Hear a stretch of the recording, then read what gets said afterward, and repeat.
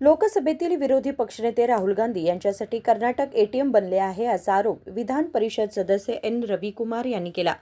बेळगावमध्ये पत्रकारांशी बोलताना ते म्हणाले की कर्नाटकमध्ये 4-5 ठिकाणी एटीएम तयार करण्यात आले आहेत आणि सर्व ठिकाणांहून निधी जमा केला जातो. या सर्व बाबींचे सत्य एक दिवस समोर येईल असे त्यांनी सांगितले. राज्यात दुष्काळी परिस्थिती असताना शेतकरी हवालदिल झालेत, मात्र सरकारने अजून कृषी मंत्र्यांची नियुक्ती केलेली नसल्याची टीका त्यांनी केली.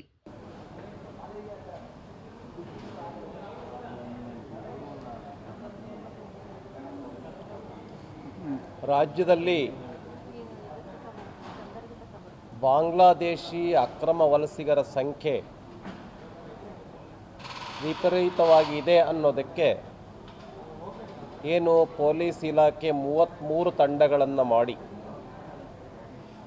2894 ಜನ ಹತ್ತತ್ರ 3000 ಜನರನ್ನು ಪತ್ತೆ ಹಚ್ಚಿದ್ದಾರೆ ಒಂದೇ ದಿನದಲ್ಲಿ. ಒಂದು ವೇಳೆ ಸರ್ಕಾರ ಏನಾದರೂ ಬಾಂಗ್ಲಾದೇಶದ ಅಕ್ರಮ ವಲಸಿಗರು ಕರ್ನಾಟಕದಲ್ಲಿ ಇರತಕ್ಕಂಥವ್ರು ಎಲ್ಲರನ್ನೂ ಪತ್ತೆ ಹಚ್ಚಬೇಕು ಅಂತಲೇ ಮಾಡಿದ್ದೇ ಆದರೆ ನನಗನ್ಸೋದು ಕನಿಷ್ಠ 1 ಲಕ್ಷಕ್ಕಿಂತ ಹೆಚ್ಚು ಜನ ಸಿಗ್ಬೋದು, ಲಕ್ಷಕ್ಕಿಂತ ಹೆಚ್ಚು ಜನ. ಆದರೆ ಈ ಸರ್ಕಾರ ಹೆಸರಿಗೆ ಮಾತ್ರ ನಾಟಕೀಯವಾಗಿ ಈ ಒಂದು ನುಸುಳುಕೋರರನ್ನು ಪತ್ತೆ ಹಚ್ಚೋದು. ಕರ್ನಾಟಕ ಸರ್ಕಾರನೂ ಕೂಡ ಅಕ್ರಮ ವಲಸಿಗರಿಗೆ ಬಾಂಗ್ಲಾದೇಶದವರಿಗೆ ನೆಲೆಯಾಗಿಲ್ಲ, ಅವರಿಗೆ ನಾವಿಲ್ಲಿ ಆಶ್ರಯ ತಾಣವನ್ನಾಗಿ ಮಾಡಿಕೊಟ್ಟಿಲ್ಲ ಅಂತ ಹೇಳೋದಕ್ಕೋಸ್ಕರ ಮಾತ್ರ ಇದನ್ನು ಪತ್ತೆ ಹಚ್ಚತಕ್ಕಂಥ ಕೆಲಸವನ್ನು ಮಾಡಬಾರ್ದು. ಅವರನ್ನು ಬಾಂಗ್ಲಾದೇಶಕ್ಕೆ ವಾಪಸ್ ಕಳಿಸೋವರೆಗೂ ಕೇಂದ್ರ ಸರ್ಕಾರದ ಜೊತೆಯಲ್ಲಿ ಒಡನಾಟವನ್ನು ಇಟ್ಕೊಂಡು ಸಂಬಂಧಪಟ್ಟಂಥ ಇಲಾಖೆ ಜೊತೆಯಲ್ಲಿ ಸಂಬಂಧವನ್ನು ಇಟ್ಕೊಂಡು ಅಕ್ರಮ ವಲಸಿಗರು ಕರ್ನಾಟಕ ರಾಜ್ಯದಲ್ಲಿ ಏನು ದೊಡ್ಡ ಪ್ರಮಾಣದಲ್ಲಿದ್ದಾರೆ ಅವರೆಲ್ಲರನ್ನು ಕೂಡ ವಾಪಸ್ ಕಳಿಸ್ತಕ್ಕಂಥ ಒಂದು ಕೆಲಸವನ್ನು ಸರ್ಕಾರ ಮಾಡಬೇಕು. ಇಲ್ಲ ಅಂತ ಹೇಳಿದ್ರೆ ಈ ಒಂದು ಪತ್ತೆ ಹಚ್ಚತಕ್ಕಂಥ ಕೆಲಸ ಏನಿದೆ ಇದು ನಾಟಕೀಯವಾಗಿ ಆಯಿತು ಅಂತ ಅನಿಸುತ್ತೆ. ಆದ್ದರಿಂದ ಸರ್ಕಾರ ಗಂಭೀರವಾಗಿ ತೆಗೆದುಕೊಂಡು ಅಕ್ರಮ ವಲಸಿಗರನ್ನು ವಾಪಸ್ ಕಳಿಸ್ತಕ್ಕಂಥ ಕೆಲಸದಲ್ಲಿ ತೊಡಗಬೇಕು ಅಂಥೇಳಿ ನಾನು ಈ ಸಂದರ್ಭದಲ್ಲಿ ಆಗ್ರಹಪಡಿಸ್ತೇನೆ. ಅದೇ ಥರ ಕರ್ನಾಟಕಕ್ಕೆ ಸಂಬಂಧಪಟ್ಟಂತೆ ಸಚಿವ ಸಂಪುಟ 2 ತಿಂಗಳಾಯಿತು ಮುಖ್ಯಮಂತ್ರಿಗಳಾಗಿ. 2 ತಿಂಗಳಾದರೂ ಕೂಡ ಸಚಿವ ಸಂಪುಟದಲ್ಲಿ ಏನು 19 ಜನ ಈಗ ನೇಮಕವನ್ನು ಮಾಡಿದ್ದಾರೆ. ಅದರಲ್ಲಿ ಬ್ರಾಹ್ಮಣ ಸಮಾಜಕ್ಕೆ ಕೊಟ್ಟಿಲ್ಲ, ಮೀನುಗಾರ ಸಮಾಜಕ್ಕೆ ಕೊಟ್ಟಿಲ್ಲ, ಬೇರೆ ಬೇರೆ ಸಮಾಜಗಳಿಗೆ ಕೊಟ್ಟಿಲ್ಲ. ಅವರೆಲ್ಲರೂ ಕೂಡ ಅಸಮಾಧಾನವನ್ನು ವ್ಯಕ್ತಪಡಿಸ್ತಾ ಇದ್ದಾರೆ. ಗುಲ್ಬರ್ಗ ಜಿಲ್ಲೆಯಲ್ಲಿ BR ಪಾಟೀಲ್ ಅಂತ ಭಾಳ most senior, RV Deshpande, Dinesh Gundu Rao, ಆಮೇಲೆ ಲೀಸ್ಟಲ್ಲಿ HK ಪಾಟೀಲ್ ಲೀಸ್ಟಲ್ಲಿ ಹೆಸರು ಹಾಕಿ ಮಿನಿಸ್ಟರ್ ಮಾಡ್ತೀವಿ ಅಂತೇಳಿ ತೆಗೆದಾಕಿರೋದು. ಆಮೇಲೆ ಗಾಯತ್ರಿ ಶಾಂತೇಗೌಡರನ್ನ ಹೆಸರು ಹಾಕಿದ್ದ್ಯಾಕೆ, ಕೈ ಬಿಟ್ಟಿದ್ದ್ಯಾಕೆ? ಆಮೇಲೆ ಭಟ್ಕಳದ ಶಾಸಕರಾಗಿರ್ತಕ್ಕಂಥ ಮಂತ್ರಿ ಮಂಕಾಳ ವೈದ್ಯ ಅವ್ರನ್ನ ಹೆಸರು ಹಾಕಿದ್ದ್ಯಾಕೆ, SS ಮಲ್ಲಿಕಾರ್ಜುನ್ ಅವರನ್ನ ಮಾಡಿದ್ದ್ಯಾಕೆ? ಜನ ಎಲ್ಲ ಮಾತಾಡ್ಕೊಳ್ತಿದ್ದಾರೆ 80% ಪೇಮೆಂಟ್ ಕೋಟಾದಲ್ಲಿನೇ ಮಂತ್ರಿಗಳಾಗಿದ್ದಾರೆ ಅಂತ. ಹಾಗಾಗಿ ಯಾರ್ಯಾರು ಹೆಚ್ಚೆಚ್ಚು ಪೇಮೆಂಟ್ ಮಾಡಿದ್ದಾರೆ ಅವರು ಮಂತ್ರಿಗಳಾಗಿದ್ದಾರೆ. ಬಹುಶಃ ಮಂಕಾಳ ವೈದ್ಯ ಅವರು ಪೇಮೆಂಟ್ ಮಾಡಿರಲಿಕ್ಕಿಲ್ಲ, ಹಾಗಾಗಿ ಅವ್ರ ಹೆಸರನ್ನ ಕೊನೆ ಹೊತ್ತಿಗೆ ಕೈ ಬಿಟ್ಟರು. ಮಲ್ಲಿಕಾರ್ಜುನ್ ಅವ್ರಿಗೆ ಮಾಡಿದರು ದಾವಣಗೆರೆಯಿಂದ. ಹಾಗಾಗಿ ಇಡೀ ಕರ್ನಾಟಕ ರಾಜ್ಯದಲ್ಲಿ ಕರ್ನಾಟಕ ಸರ್ಕಾರ DK ಶಿವಕುಮಾರ್ ನೇತೃತ್ವದಲ್ಲಿ ಏನು ಸಚಿವ ಸಂಪುಟ ವಿಸ್ತರಣೆ ಆಯಿತು, ಇಡೀ ಕರ್ನಾಟಕ ರಾಜ್ಯ ಅಸಮಾಧಾನಿತವಾಗಿದೆ. ಇಡೀ ರಾಜ್ಯದಲ್ಲಿ ಬರ ಪೂರ್ತಿ ರೈತರನ್ನು ಕಂಗಾಲು ಮಾಡಿದೆ. ಆ ಹಿನ್ನೆಲೆಯಲ್ಲಿ ನಾವು ಇವತ್ತು ಬೆಳಗಾಂ ಜಿಲ್ಲೆಯಲ್ಲಿ ನಮ್ಮ ಜೊಲ್ಲೆ ಮೇಡಮ್ ಅವರು, ಸಂಜಯ್ ಪಾಟೀಲ್ರು, ನಮ್ಮ ವಿಠಲ್ ಹಲ್ಗೇಕರ್ ಅವರು, ನಮ್ಮ ದುರ್ಯೋಧನ ಐಹೊಳೆ ಅವರು, ನಮ್ಮ ನಿಖಿಲ್ ಕತ್ತಿಯವರು, ಬಾಲಚಂದ್ರ ಜಾರಕಿಹೊಳಿ ಅವರು, ನಾವೆಲ್ಲರೂ ಕೂಡ ಈಗ ಹೋಗ್ತಾ ಇದ್ದೇವೆ. ನಾಳೆ ಅದರ ಪತ್ರಿಕಾಗೋಷ್ಠಿಯನ್ನು ಮಾಡೋರಿದ್ದೇವೆ. ಸಚಿವ ಸಂಪುಟ ಏನಿದೆ ಕರ್ನಾಟಕ ರಾಜ್ಯದಲ್ಲಿ ದೊಡ್ಡ ಅಸಮಾಧಾನಕ್ಕೆ ಕಾರಣ ಆಗಿದೆ. ಕಾಂಗ್ರೆಸ್ ಪಾರ್ಟಿಯನ್ನು ಎರಡು ಭಾಗವನ್ನಾಗಿ ಮಾಡಿದೆ. ಸಿದ್ದರಾಮಯ್ಯ ಅವರು ಮಾತಾಡ್ತಾ ಇಲ್ಲ, ಸಿದ್ದರಾಮಯ್ಯ ಅವರು ಮೌನ ವಹಿಸಿದ್ದಾರೆ. ಆದ್ದರಿಂದ ಕರ್ನಾಟಕ ಸರ್ಕಾರ ಒಂದು ರೀತಿ ಏನು ಡಿ ಕೆ ಶಿವಕುಮಾರ್ ಆದ ತಕ್ಷಣವೇ ಆರಂಭ ಶೂರತ್ವವನ್ನು ತೋರಿಸಿದರು. ಭಾಳ ಶಾಂತವಾಗಿ ಮಾತುಕತೆಯನ್ನು ಮಾಡಿನೇ ಸಿದ್ದರಾಮಯ್ಯ ಅವರನ್ನ ಕೆಳಗಡೆ ಇಳಿಸಿದರು, ಡಿ ಕೆ ಶಿವಕುಮಾರ್ ಅವರನ್ನ ಮುಖ್ಯಮಂತ್ರಿಯನ್ನಾಗಿ ಮಾಡಿದರು ಅನ್ನುವಂಥ ಒಂದೇನು ವಾತಾವರಣ ನಿರ್ಮಾಣ ಆಗಿತ್ತು, ಅದೆಲ್ಲ ಸುಳ್ಳು. ಸಿದ್ದರಾಮಯ್ಯ ಅವರನ್ನು ಭಾಳ ಅಪ್ರಜಾಸತ್ತಾತ್ಮಕವಾಗಿ ಅವರ ಮನಸ್ಸಿಗೆ ವಿರುದ್ಧವಾಗಿ ಅವ್ರನ್ನ ಕೆಳಗಿಳಿಸಲಾಗಿದೆ ಅನ್ನುವಂಥದ್ದು ಇಡೀ ಸಮಾಜಕ್ಕೆ, ಇಡೀ ರಾಜ್ಯಕ್ಕೆ ಗೊತ್ತಾಗ್ತಾ ಇದೆ. ಇಡೀ ಒ ಬಿ ಸಿ ಸಮಾಜ ಸರ್ಕಾರದ ವಿರುದ್ಧವಾಗಿದೆ. ಆದ್ದರಿಂದ ಸರ್ಕಾರಕ್ಕೆ ಆಗ್ರಹಪಡಿಸ್ತೇವೆ, ಬರಗಾಲ ಏನು ವಿಷಯ ಇದೆ ಅದನ್ನು ಕೂಡಲೇ ಸಚಿವ ಸಂಪುಟ ಪೂರ್ತಿಯನ್ನು ಮಾಡಿ ಸದನವನ್ನು ನೀಟಾಗಿ ಚೆನ್ನಾಗಿ ನಡೆಸಬೇಕು ಅಂತೇಳಿ ಈ ಸಂದರ್ಭದಲ್ಲಿ ಆಗ್ರಹಪಡಿಸ್ತೇವೆ. ಯಾವ ಖಾತೆಗಳನ್ನು ಹಂಚಿಲ್ಲಲ್ಲ, ಇನ್ನು ಯಾವ ಖಾತೆಗಳನ್ನು ಹಂಚಿಲ್ಲ.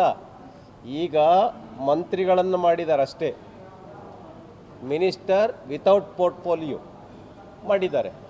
ಇನ್ನು ಖಾತೆಗಳನ್ನು ಹಂಚಿದಾಗ ಎಷ್ಟು ಸಮಸ್ಯೆಗಳಾಗುತ್ತೆ ಅದೆಲ್ಲ ಹೊರಗಡೆ ಬರಬೇಕು. ಅದಕ್ಕೊಂದು ತಿಂಗಳಾಗ್ಬೋದು. ಖಾತೆಗಳನ್ನ ಹಂಚಿದ ಮೇಲೆ ಅದಕ್ಕೂ ಅಸಮಾಧಾನ ಆಗ್ತಕ್ಕಂಥವ್ರ ಸಂಖ್ಯೆ ಇನ್ನೂ ಹೆಚ್ಚಾಗುತ್ತೆ. ಹಾಗಾಗಿ ಇಡೀ ಕರ್ನಾಟಕ ರಾಜ್ಯದಲ್ಲಿ ಏನು ಅವರ ಆಸೆ ಇತ್ತು ಅವರ ಆಸೆ ಈಡೇರಿದೆ. ಕರ್ನಾಟಕ ರಾಹುಲ್ ಗಾಂಧಿಯವರ ಪಾಲಿಗೆ ATM, ಅದು 3 ಕಡೆ 4 ಕಡೆನೂ ಸಂದಾಯ ಮಾಡಬೇಕು ಅನ್ನುವಂಥದ್ದಿದೆ. ಅದು ಎಷ್ಟು ಕಡೆ ಸಂದಾಯ ಮಾಡಿದ್ದಾರೆ, ಎಷ್ಟು ಕಡೆ ಪೇಮೆಂಟ್ ಮಾಡಿ ಮಿನಿಸ್ಟರ್ ಆಗಿದ್ದಾರೆ ನಮಗೆ ಗೊತ್ತಿಲ್ಲ ಅದೆಲ್ಲ. ಬಟ್ ಅದೆಲ್ಲ ಇವತ್ತಲ್ಲ ನಾಳೆ ಹೊರಗಡೆ ಬಂದೇ ಬರುತ್ತೆ.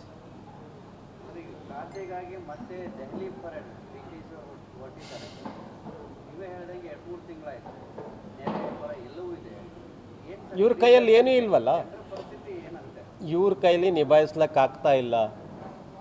ಕೃಷ್ಣಪ್ಪ ಅವ್ರನ್ನ ನೋಡಿದ್ವಿ, H.K. ಪಾಟೀಲ್ರು ಏನು ಭಾಳ ಶಾಂತವಾಗಿಲ್ಲ, R.V. ದೇಶಪಾಂಡೆ ಶಾಂತವಾಗಿಲ್ಲ.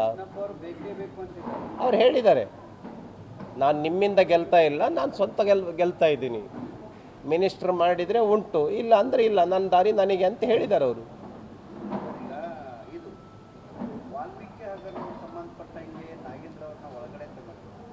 ಕೋರ್ಟ್ ಆದೇಶವನ್ನು ಉಲ್ಲಂಘನೆ ಮಾಡಿ ದೆಹಲಿಗೆ ಹೋಗಿದ್ದಾರೆ ಅನ್ನೋ ನಿಟ್ಟಿನಲ್ಲಿ ಕೂಡ ಈಗ ಒಂದಿಷ್ಟು ಫೋಟೋಗಳು ವೈರಲ್ ಆಗ್ತಾ ಇದೆ. ಅದೆಲ್ಲ ವಿಷಯ ಇದೆ. ನಾಗೇಂದ್ರ ಅವರಿಗೆ ಚಾರ್ಜ್ ಶೀಟ್ ಆಗಿರ್ತಕ್ಕಂಥದ್ದು ನಾಡಿಗೆ ಗೊತ್ತು. ಇವರು ಮಿನಿಸ್ಟರ್ ಮಾಡಿಬಿಟ್ಟು ಅವರಿಗೆ ಕ್ಲೀನ್ ಚೀಟಿಯನ್ನು ಕೊಡ್ತಾ ಇದ್ದಾರೆ. ಆದರೆ ಕರ್ನಾಟಕ ಎಲ್ಲರಿಗೂ ಕೂಡ ಗೊತ್ತು, ನಾಗೇಂದ್ರ ಅವರನ್ನು ಮತ್ತೆ ವಾಪಸ್ ಮಂತ್ರಿಯನ್ನಾಗಿ ಮಾಡಿದ್ದಕ್ಕೆ ಕಾಂಗ್ರೆಸ್ನಲ್ಲೂ ಅಸಮಾಧಾನ ಇದೆ. ನಾವಂತೂ ಒಪ್ಕೊಳ್ಳೋ ಪ್ರಶ್ನೆನೇ ಇಲ್ಲ. ನಾಗೇಂದ್ರ ಅವ್ರನ್ನ ತೆಗಿಲೇಬೇಕು, ಅವರ ರಾಜೀನಾಮೆಯನ್ನು ಕೊಡಲೇಬೇಕು, ನಮ್ಮದು ಹೋರಾಟ ಇದೆ. ಅದನ್ನು ಹೇಳಿದ್ದೇವೆ. ಬಸವರಾಜ ಹೊರಟ್ಟಿ ಅವರಿಗೆ ಇಂಥ ಒಬ್ಬ 46-47 ವರ್ಷಗಳಿಂದ MLC ಆಗಿರ್ತಕ್ಕಂಥವ್ರು, ಮೋಸ್ಟ್ ಸೀನಿಯರ್ ಇಡೀ ದೇಶದಲ್ಲಿ.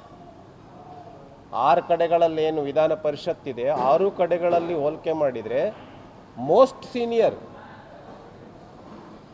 ಮತ್ತು ಇಳಿಸೋದಕ್ಕೆ ಒಂದು ರೀತಿ ನೀತಿ ಇದೆ, ಪ್ರಜಾಸತ್ತಾತ್ಮಕವಾಗಿ ಮತ್ತು ಸಾಂವಿಧಾನಿಕವಾಗಿ ಅವ್ರನ್ನ ಇಳಿಸೋದು ಸದನದಲ್ಲಿಯೇ ಇಳಿಸ್ಬೇಕು ಅವ್ರನ್ನ. ಅವ್ರೇನು ಹೇಳಿದರು, 14ನೇ ತಾರೀಕು ನಾನು ರಾಜೀನಾಮೆಯನ್ನು ಕೊಡ್ತೇನೆ, ಭಾಳ ವರ್ಷಗಳಿಂದ ನಾನು ಸದನದಲ್ಲಿದ್ದೇನೆ, ನಾನು ಎಲ್ಲರಿಗೂ ಕೂಡ ಒಂದು ಅಭಿನಂದನೆ ಹೇಳಿ ನನಗೆ ಸಹಕಾರ ಮಾಡಿದ್ದೀರಿ ಇದುವರೆಗೆ, ಹಾಗಾಗಿ ನಾನು ಇದುವರೆಗೆ ಕೋಆಪ್ರೇಟ್ ಮಾಡಿರ್ತಕ್ಕಂಥ ನಿಮ್ಮೆಲ್ಲರಿಗೂ ಕೂಡ ಒಂದು ಅಭಿನಂದನೆಯನ್ನು ಸಲ್ಲಿಸಿ ನಾನು ರಾಜೀನಾಮೆ ಕೊಡ್ತೀನಿ ಅಂತ ಹೇಳಿದ್ದು. ಅಷ್ಟಕ್ಕೂ ಕೂಡ ಸುಮ್ಮನಿಲ್ಲ. ಯಾವಾಗಾದ್ರೂ ಈ ರೀತಿ ಭಯವನ್ನು ಉಂಟು ಮಾಡಿ ಮತ್ತು ನಾನು ಕೆಲವೆಲ್ಲ ವಿಷಯಗಳನ್ನ ಹೇಳಕ್ಕೆ ಹೋಗೋದಿಲ್ಲ, ಅವರಿಗೆ ಎದುರಿಸಿ 15-20 ಜನ MLCಗಳು, ಮುಖ್ಯಮಂತ್ರಿಗಳು ಮತ್ತು ರಾಜ್ಯ ಕಾಂಗ್ರೆಸ್ನ ಅಧ್ಯಕ್ಷರು ಹೋಗಿ ಅವ್ರ ಹತ್ರ ಲೆಟ್ರೆಡ್ ತರಿಸಿ, ಯಾರು ಬಸವರಾಜ ಹೊರಟ್ಟಿ ಅವರ PS ಕಡೆಯಿಂದನೇ ಲೆಟ್ರೆಡ್ ತರಿಸಿ ಅಲ್ಲೇ ಆಫೀಸ್ನಲ್ಲಿ ಟೈಪ್ ಮಾಡಿಸಿ ಸಿಗ್ನೇಚರ್ ಅಲ್ಲೇ ಹಾಕ್ಸಿದ್ದಾರೆ. ಇದ ಪ್ರಜಾಪ್ರಭುತ್ವ, ಇದ ಸಂವಿಧಾನ. ಇಡೀ ವಿಧಾನ ಪರಿಷತ್ತಿಗೆ, ಇಡೀ ನಾಡಿಗೆ, ಸಂವಿಧಾನಕ್ಕೆ ಮಾಡಿರ್ತಕ್ಕಂಥ ಅಪಮಾನ ಇದು. ಭಾಳ ಬೇಜಾರಾಗಿದ್ದಾರೆ ಯಾರು ಹೊರಟ್ಟಿಯವರು. ಹಾಗಾಗಿ ಆ ರೀತಿಯ ಒಬ್ಬ ಹಿರಿಯ ಸದಸ್ಯರನ್ನು, ಹಿರಿಯ ಸಭಾಪತಿಯರನ್ನು ಈ ಥರ ನಡೆಸ್ಕೊಂಡಿದ್ದು ಖಂಡಿತ ಕ್ಷಮಿಸಲು ಅಸಾಧ್ಯವಾಗಿರ್ತಕ್ಕಂಥ ಸಂಗತಿ. ಹಾಗಾಗಿ ಭಾರತೀಯ ಜನತಾ ಪಾರ್ಟಿ ಇವತ್ತಿನ ಒಂದು ಡೆಲಿಗೇಷನ್ ಗವರ್ನರ್ ಅವ್ರಿಗೂ ಕೂಡ ಹೋಗಿ ಒಂದು ಮೆಮೊರಂಡಮನ್ನು ಕೊಡ್ತಾ ಇದ್ದಾರೆ. ಮಧ್ಯಪ್ರವೇಶ ಮಾಡಬೇಕು, ಏನು ಹೊರಟ್ಟಿಯವರಿಗಾಗಿರ್ತಕ್ಕಂಥ ಅಪಮಾನ ಏನಿದೆ ಅದರ ಬಗ್ಗೆ ಒಂದು ಸರಿಯಾದ ಕ್ರಮವನ್ನು ತೆಗೆದುಕೊಳ್ಬೇಕು ಅಂತ ಮನವಿಯನ್ನು ಕೊಡೋರಿದ್ದಾರೆ. ಇವತ್ತು ಕೊಡ್ತಾರೆ. ಇನ್ನೊಂದು, ಈ ಮಹಿಳಾ ಮೀಸಲಾತಿ ಸಂಬಂಧಪಟ್ಟಂಗೆ ಕಾಂಗ್ರೆಸ್ ಇರ್ಬೋದು ಅಥವಾ ರಾಹುಲ್ ಗಾಂಧಿ ಅವರು ಮಾತನಾಡ್ತಾರೆ. ಈಗ ಒಬ್ಬರೇ ಒಬ್ಬರು ಸಚಿವರನ್ನು ಕೂಡ ನೇಮಕ ಮಾಡಿಲ್ಲ, ಏನು ಹೇಳ್ತೀರಿ? ಇದಕ್ಕೆ ನಮ್ಮ ರಾಜ್ಯಾಧ್ಯಕ್ಷರು, ಪ್ರತಿಪಕ್ಷ ನಾಯಕರು ಅಲ್ಲಿ ಹೇಳಿದ್ದಾರೆ. ಮಹಿಳಾ ಬಿಲ್ಗೂ ಕೂಡ ಅವರು ವಿರೋಧ ಮಾಡಿದರು. ಎಲ್ಲಿ? ಪಾರ್ಲಿಮೆಂಟಲ್ಲಿ. ಕರ್ನಾಟಕ ರಾಜ್ಯದಲ್ಲಿ ಸಚಿವ ಸಂಪುಟದ 33 ಜನರ ಪೈಕಿ ಒಬ್ಬರನ್ನು ಕೂಡ ಮಹಿಳಾ ಸಚಿವೆಯನ್ನಾಗಿ ಮಾಡಿಲ್ಲ. ಇದು ಮಹಿಳೆಯರಿಗೆ ಕೊಡ್ತಕ್ಕಂಥ ಗೌರವ. ಉತ್ತರಿಸ್ಬೇಕಿದಕ್ಕೆ. ಮೈ ಲಡ್ಕಿ ಹೂ ಲಡ್ ಸಕ್ತಾ ಹೂ ಹೇಳಕ್ಕೆ ಬರುತ್ತೆ. ನಿಮ್ಮ ಸಚಿವ ಸಂಪುಟದಲ್ಲಿ ಒಬ್ಬರಿಗೆ ಖಾತೆ ಕೊಡಕ್ಕೆ ಬರಲ್ಲ, ಒಬ್ಬರಿಗೆ ಸಚಿವರನ್ನು ಮಾಡಕ್ಕೆ ಇದಾ ನಿಮ್ಮ ಲಡ್ಕಿ ಹೂ ಲಡ್ ಸಕ್ತಾ ಹೂ. ಇದಕ್ಕೆ ಉತ್ತರಿಸ್ಬೇಕು ಪ್ರಿಯಾಂಕಾ ಗಾಂಧಿಯವರು, ರಾಹುಲ್ ಗಾಂಧಿಯವರು, ಸೋನಿಯಾ ಗಾಂಧಿಯವರು. ನೀವು ಅಲ್ಲಿನೂ ವಿರೋಧ ಮಾಡ್ತೀರಿ ಪಾರ್ಲಿಮೆಂಟಲ್ಲಿ 33%ಗೆ. ಇಲ್ಲಿ ಸಚಿವ ಸಂಪುಟದಲ್ಲಿ ಮಹಿಳೆಗೆ ಸಚಿವ ಸ್ಥಾನ ಕೊಡೋಕ್ಕೆ ತಯಾರಿಲ್ಲ. ಇಡೀ ಸಮಾಜದ 50% ಇದ್ದಾರೆ ಮಹಿಳೆಯರು. ಇದು ನಿಮ್ಮ ಸಾಮಾಜಿಕ ನ್ಯಾಯ? Where is social justice in your party? ಧನ್ಯವಾದ. ನಾವು ಸಪೋರ್ಟ್ ಮಾಡಿದ್ದೀವಿ. ನಿನ್ನೆ ಎಲ್ಲ ಮೀಟಿಂಗ್ ಮಾಡಿದ್ದೀವಿ. ಹೋಗ್ತಾ ನಮ್ಮ ಕಾರ್ಯಕರ್ತರೆಲ್ಲ ಭಾಗವಹಿಸ್ತಿದ್ದಾರೆ. ಆರ್ ಅಶೋಕ್ ಅವರು ಭಾಗವಹಿಸ್ತಿದ್ದಾರೆ. ನಮ್ಮ ಅಶ್ವಥ್ ನಾರಾಯಣ ಅವರು ಹೋಗ್ತಿದ್ದಾರೆ. ಇವತ್ತು ಕುಮಾರಸ್ವಾಮಿ ಅವರು, ಆರ್ ಅಶೋಕ್ ಅವರೇ ಉದ್ಘಾಟನೆ ಮಾಡೋರಿದ್ದಾರೆ. ಇವತ್ತು ಯರಗಟ್ಟಿ ತಾಲೂಕಿನ ಸೊಪ್ಪಾಡ್ಲು ಮತ್ತು बांगलादेशी स्थलांतरितांना आम्ही आश्रय दिलेला नाही हे दाखवण्यासाठीच ही कारवाई करण्यात आल्यासारखे वाटते. राज्यात मोठ्या प्रमाणात अवैध स्थलांतरित असून त्यांना शोधून परत पाठवण्याचे काम करावे अशी मागणी त्यांनी केली. Vinod कोलकर, KMM Marathi, Belgaum.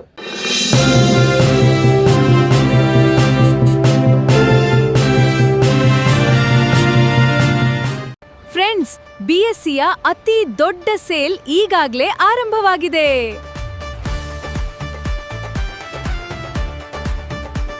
BSC double deals double ಖುಷಿ. ಇಲ್ಲಿ ಸೀರೆಗಳು, ಲೇಡೀಸ್ ವೇರ್, ಮೆನ್ಸ್ ವೇರ್ ಮತ್ತು ಕಿಡ್ಸ್ ವೇರ್ನ ಹೊಸ ಕಲೆಕ್ಷನ್ಗಳ ಮೇಲೆ 10+10% ಆಫ್ ಸಿಗ್ತಿದೆ. ಅಂದ್ರೆ ಡಬಲ್ ಡೀಲ್ಸ್ ಡಬಲ್ ಖುಷಿ. ಹಾಗಾದ್ರೆ ಇನ್ನೇಕೆ ತಡ? ಇಂದೇ ನಿಮ್ಮ ಕುಟುಂಬದವರೊಂದಿಗೆ BSCಗೆ ಭೇಟಿ ನೀಡಿ ಮತ್ತು ಈ ಅದ್ಭುತ ಡಬಲ್ ಡಿಸ್ಕೌಂಟ್ ಆಫರ್ನ ಪ್ರಯೋಜನವನ್ನ ಪಡೆದಿರಿ. BSCಯ ಅತಿ ದೊಡ್ಡ sale, BSC double discount, double deal double ಖುಷಿ.